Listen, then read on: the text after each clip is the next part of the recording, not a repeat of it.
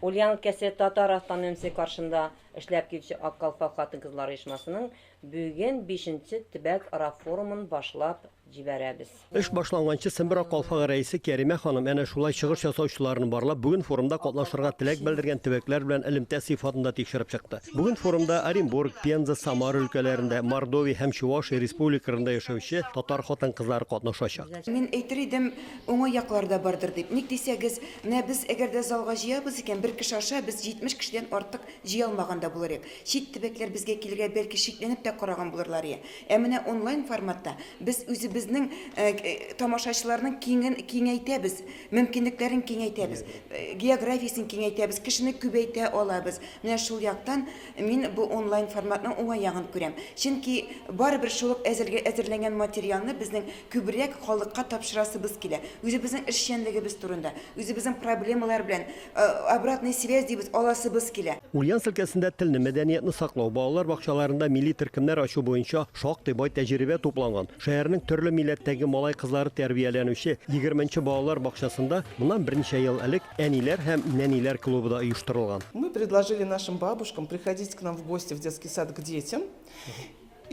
раз в неделю, ну по возможности, можно чаще, и в свободное от занятий время читать сказку на родном языке.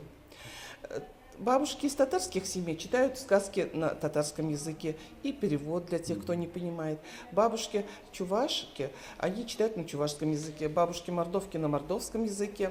И русские народные сказки, конечно. Эфир дулкыннары аша барган сөйләшүдә төрле төбәк хатын-кызлары байтак кына яңа проблемаларын да күтәрделәр. Бүгенге эш вакытында безнең тел мәсьәләсе проблемасы күтәрелде. Һәм иң мөһим булган бүгенге яшерен батырын түгел, безнең татар гаиләләренең әтиләре вакытлы метод белән эшкә йөри, 1 ай, 6 айга кадәр китеп баралар. Шуңа күрә балалар әтисез үсә. Менә бу бүгенгесе көнне миңа бик зур проблема булып күренде.